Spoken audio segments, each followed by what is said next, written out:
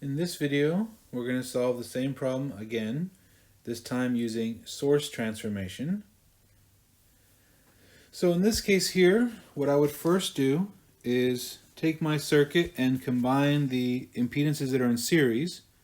So for my left branch, I have a 1 plus j combined impedance.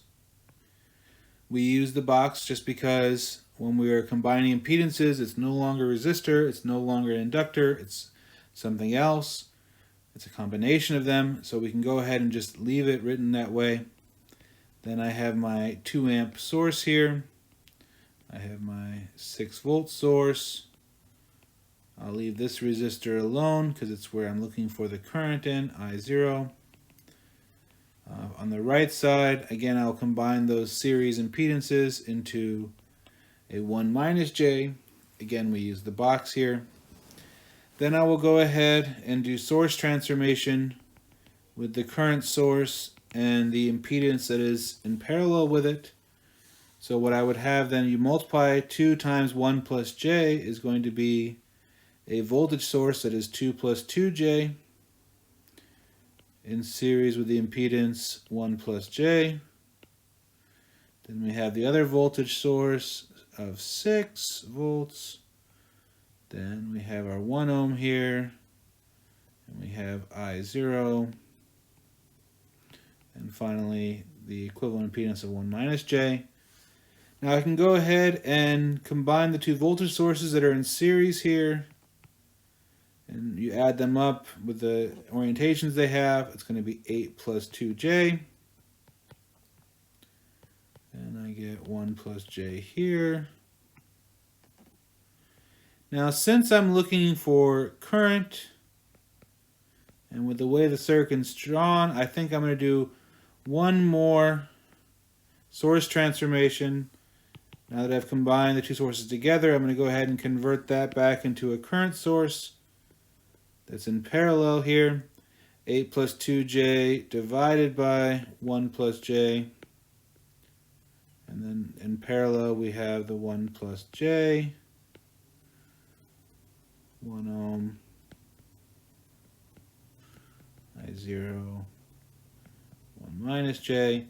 At this point we can go ahead and combine the 1 plus j impedance and the 1 minus j in parallel. So 1 plus j in parallel with 1 minus j is 1 plus j times 1 minus j, or 1 plus j plus 1 minus j. And if you multiply it out, you're actually going to get 2 over 2. It's going to be 1 there. So that means an impedance of 1 plus j in parallel with impedance of 1 minus j is the same as having just a 1 ohm impedance there.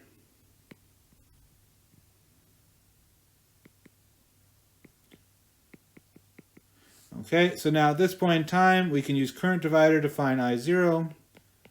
It's the total current, 8 plus 2j over 1 plus j, times the impedance we're not at, over the sum of the impedances. And let's see here, it's 1/2 basically, so you're going to get 4 plus j over 1 plus j. Now let me go ahead and use my calculator to write that in a better form for us. So first, if I just divide those, I'm going to get 2.5 minus 1.5j, which you might be familiar with by now. Then we're going to go ahead and put that into our polar form. 2.91 angle negative 30.9 degrees. So then that gives me my final answer of I0 of t, 2.91 cosine omega t minus 30.9 degrees in amps. Again, we keep getting the same answer each time, as we should get since it's the same problem. We're just showing you a variety of techniques that you could get there so that in the future you can decide which technique will work best on a given problem.